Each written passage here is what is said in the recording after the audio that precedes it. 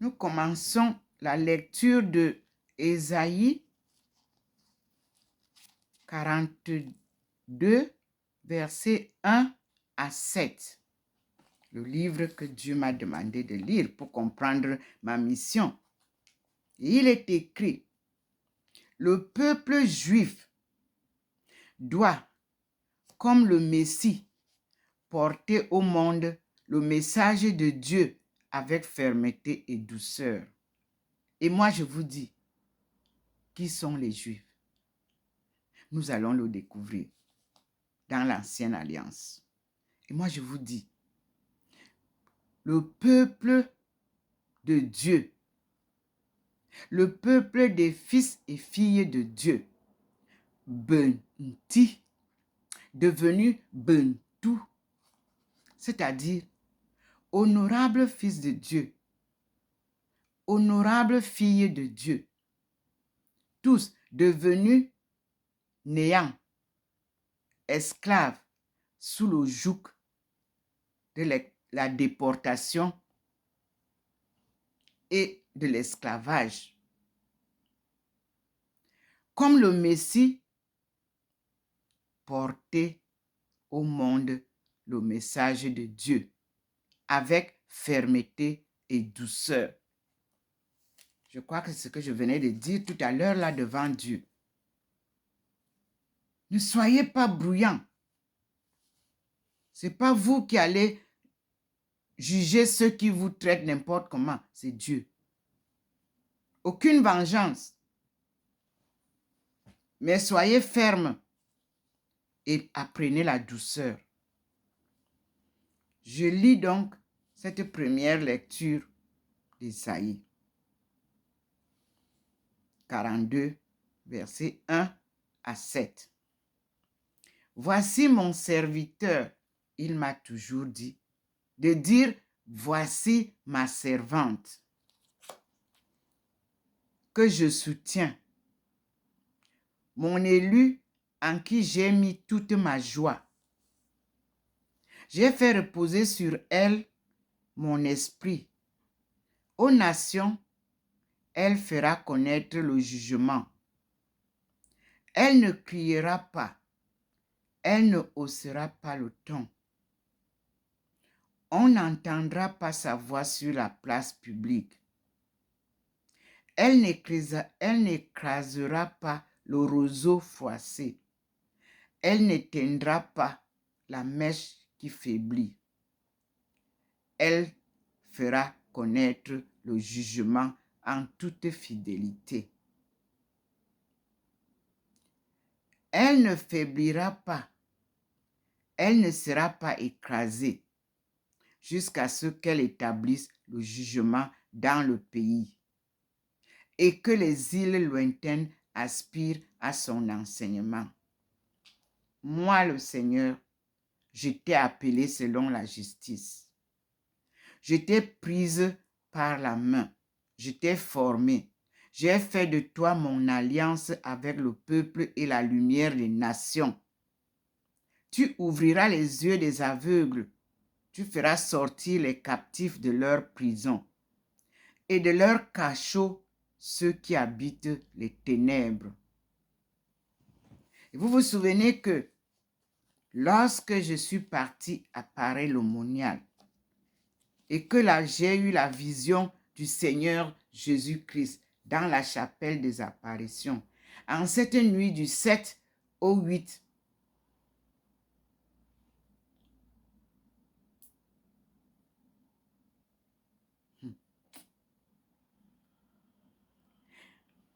cette vision du 7 au 8 août 2007, troublée quand je suis sortie avec ma compatriote Atana, Marguerite. J'ai dit, je ne sais pas qu'est-ce que je dois faire ici maintenant. Qu'il faut voir? On s'est dit, il faut trouver une communauté religieuse. Dieu nous a guidés vers la communauté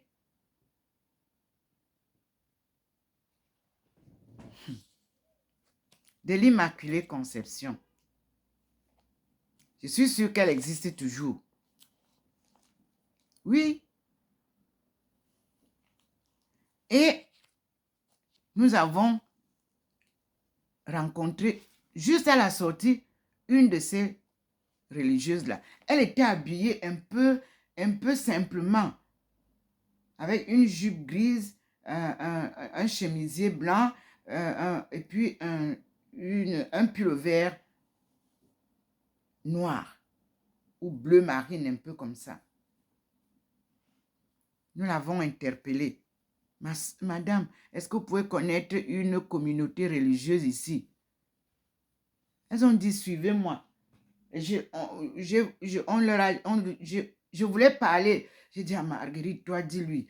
Marguerite lui a dit que ma soeur a eu une vision. Et puis, elle dit que Jésus lui est apparu. Hey, la soeur a dit que, venez.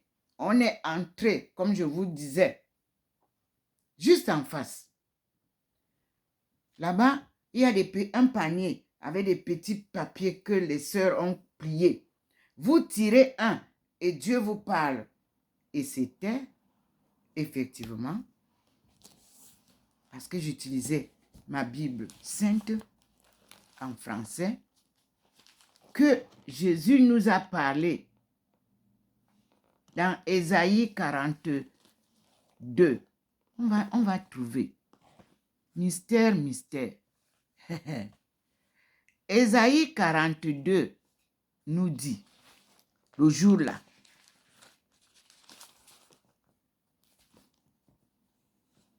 Ésaïe 42, c'était le livre, c'était la Bible en français que j'avais. Voilà.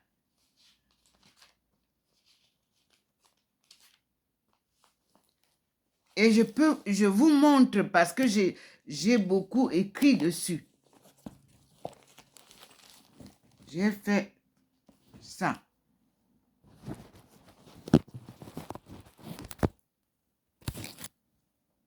J'ai fait des annotations.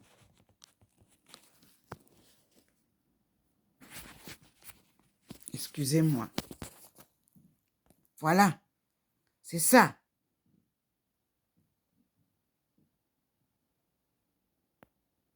À chaque fois, il me rappelle. Vous voyez, je fais des annotations. Alors, il est dit, la dame, la sœur nous a donné le papier, n'avait que le verset 1.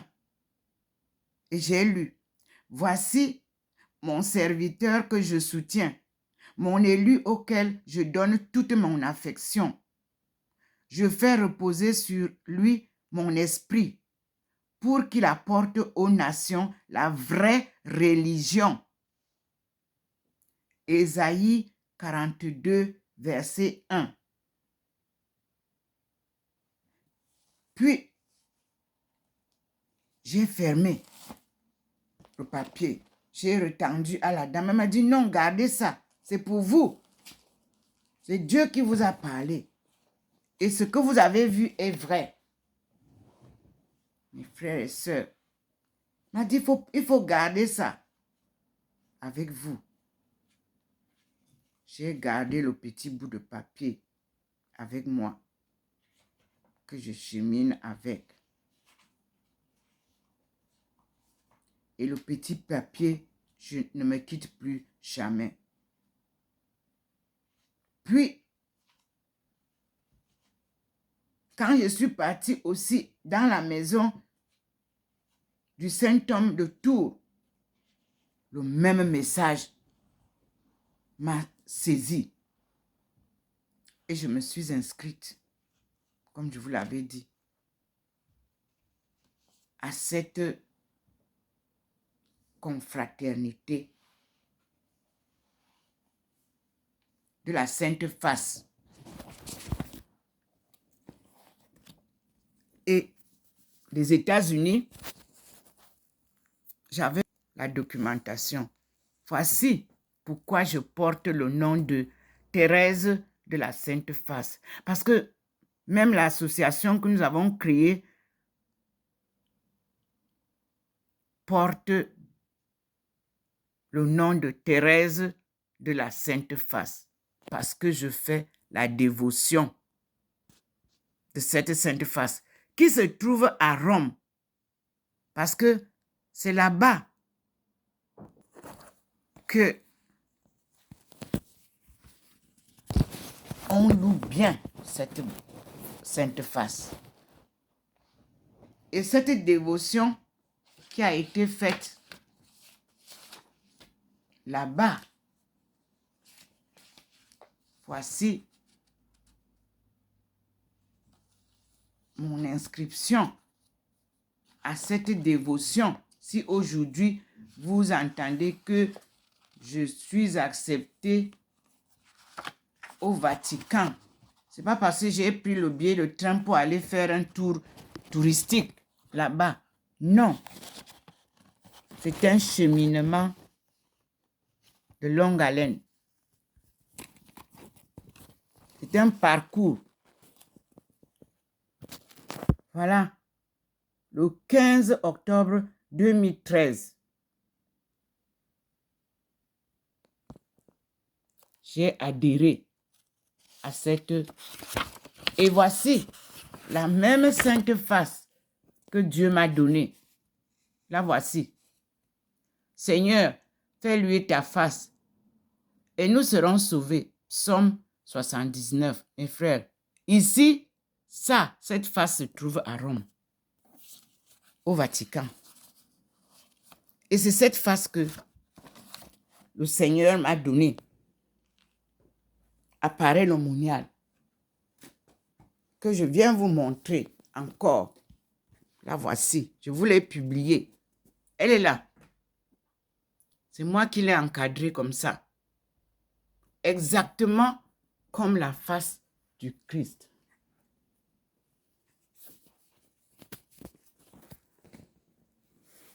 Avec Dieu, tout est clair.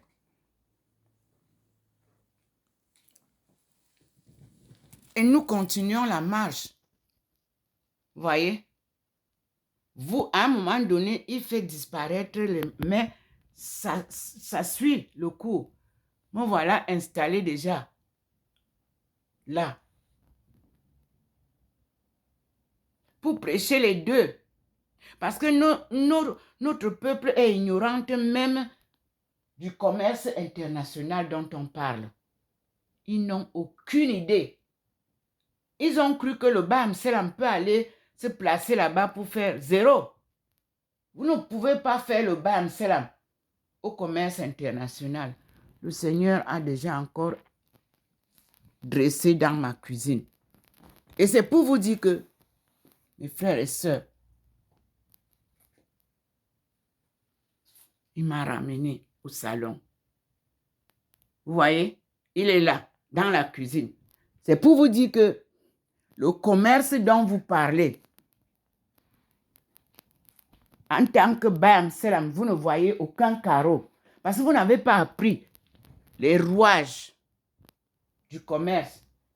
Vous prenez seulement vos adresses, que les contacts que vous venez tricher dans les réseaux sociaux. Vous partez, comme vous avez mis vos enfants partout, vos pions partout, et vous venez faire des transactions, n'utilisez pas les rouages. Voici Ndomo Mlingi au salon maintenant. Regardez comment le Seigneur m'illumine. Me voici devant vous. Et il vous fait voir où je suis. Debout. Levez-vous. Regardez bien. Voilà maman Marie qui accompagne sa fille. Je suis là. À la chaire académique. Je répète que je peux vous donner des cours sans besoin de livres académiquement. Parce que Dieu, quand il te forme, il te donne la sagesse et l'intelligence. Vous ne pouvez pas, avec l'intelligence, changer un monde sans sagesse. Voici Ndomo Melingi Thérèse. Nous sommes là. Les 3 femmes sont là qui vont vous apporter la paix, la justice et la parole de Dieu que Jésus-Christ leur donne. Et vous avez entendu ce que j'ai lu tout à l'heure dans Ésaïe. Et nous allons partir lire maintenant ce que l'enseignement dit. Moi, le Seigneur, je t'ai appelé selon la justice. Je t'ai prise par la main. Je t'ai formé. J'ai fait de toi mon alliance avec le peuple et la lumière des nations. Tu ouvriras les yeux des aveugles. Tu feras sortir des captifs de leur prison et de leur cachot, ceux qui habitent les ténèbres. Alors, nous allons lire encore maintenant. Annonciation du Seigneur. C'est Jésus. Écoutez bien. La mission de Marie, entre guillemets, je suis la servante du Seigneur, fermez les guillemets, et celle du Christ, ouvrez les guillemets, je viens pour faire ta volonté. Mes frères et sœurs sont du même ordre, à 2 degrés différents. C'est ce qui nous est demandé, à nous aussi, jour après jour. Si vous lisez Hébreux 10, verset 5 et verset 7. Non, je crois, si vous lisez Hébreux 10, 5 et 7, le Christ, en entrant dans le monde, dit, « Me voici, mon Dieu, je viens pour faire ta volonté. »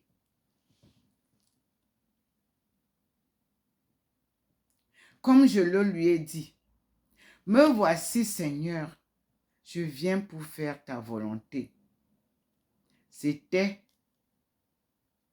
à Essos en 1987.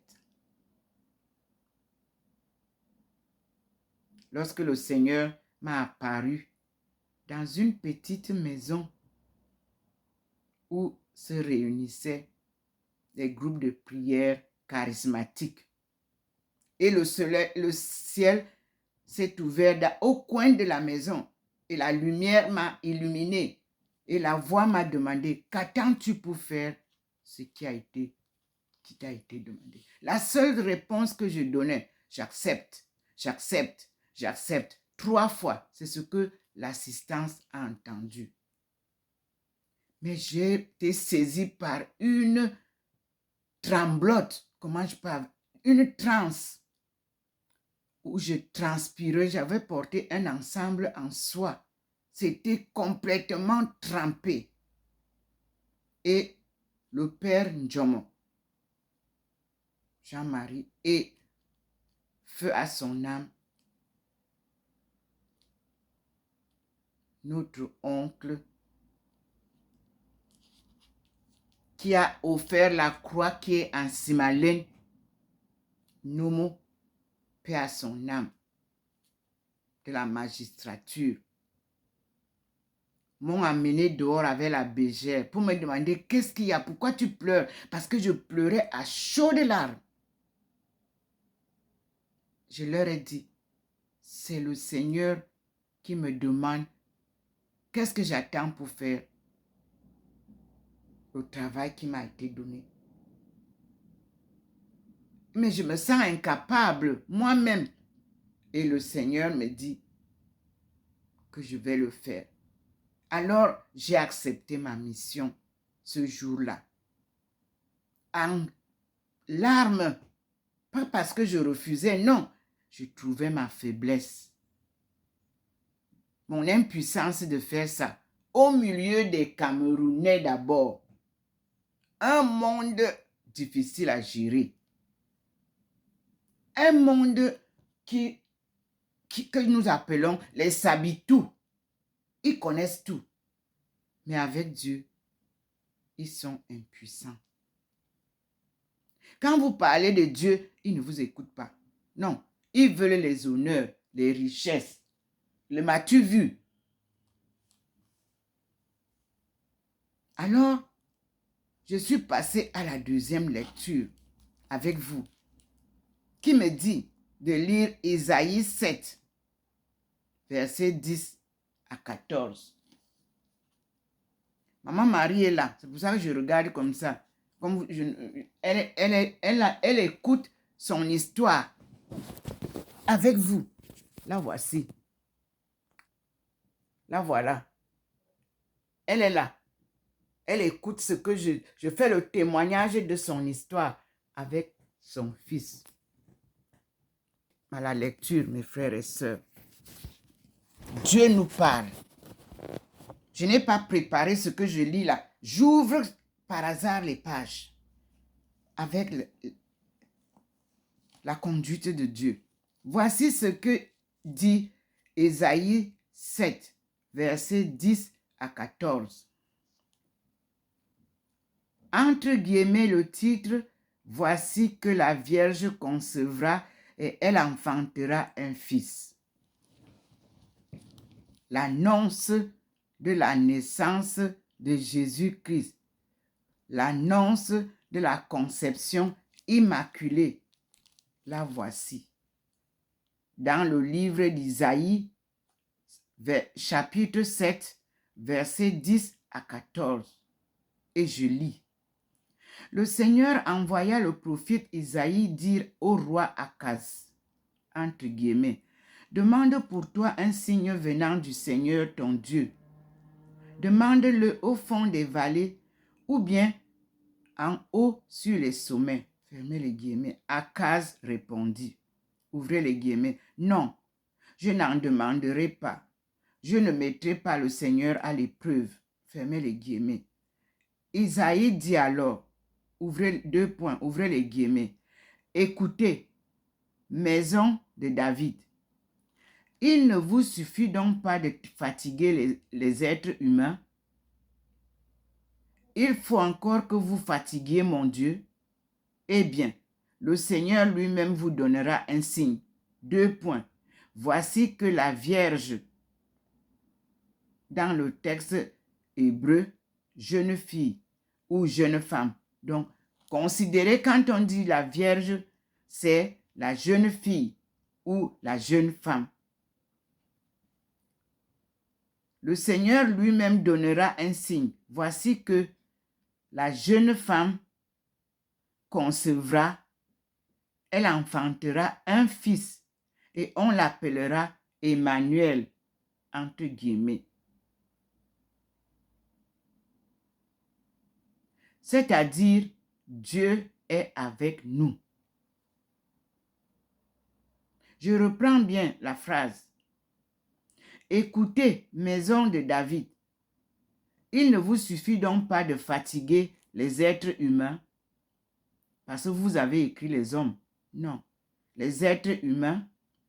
Il faut encore que vous fatiguiez mon Dieu. Eh bien, le Seigneur lui-même vous donnera un signe. Voici que. Voici que la Vierge, et on vous explique qu'en hébreu ancien, la Vierge veut dire la jeune fille ou la jeune femme.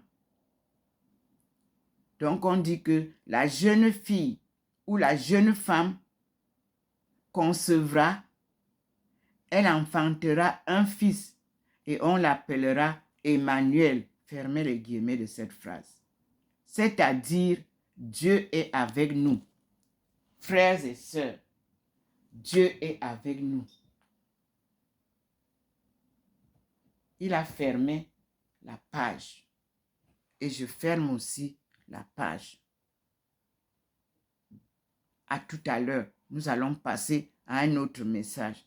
Je suis docteur Ndomo Melingi Thérèse, docteur de l'Église par l'installation de Dieu lui-même, créateur, qui m'a appelé à cette mission. Je suis docteur en économie mondiale de par mes longues années de recherche et d'études couronnées par un doctorat d'État obtenu à l'université de Renmin Université, qui veut dire l'université du peuple de Beijing en Chine. Doctorat obtenu le 25 juin 2010, après de très longues années de recherche, tant en Afrique qu'en Chine et que dans les pays étrangers. C'est un couronnement des deux aspects de mes études et de mon appel. Aspect spirituel et aspect humain. Nous avons donc en main ce que Dieu a préparé avec les hommes et les femmes qu'il a choisis pour sortir son peuple choisi du chaos et apporter le salut au monde. Je vous dis toujours que je ne suis qu'un instrument que Dieu utilise. Je suis la messagère qui vous apporte la bonne nouvelle de notre ère, c'est-à-dire de notre époque. Gloire à Dieu, au plus haut des cieux. La gloire n'est pas la mienne. Gloire à vous, peuple d'Adama, devenu Afrique subsaharienne. C'est à vous la gloire. De par toutes les souffrances que vous avez eues, Dieu vous a utilisé pour montrer au monde sa puissance. Tous ceux qui vous ont exploité, tous ceux qui vous ont torturé, sont face à la puissance divine. Et nous disons merci au Seigneur. Je fais partie de ces peuples des princes et princesses. Partie de la porte de non-retour. Oui, je suis la princesse de Ndjomonkomo Christophe et de Melingi Bella Marie, venue des deux chefferies Eton Est et Eton Ouest. C'était ça, le choix de Dieu. Merci Seigneur. Nous nous retrouvons tout à l'heure. Je continue la course, car le trophée est victoire. Victoire, tu régneras, ô croix, tu nous sauveras. Que chacun de vous porte sa croix. C'est ça, suivre Jésus. Alléluia. Amen.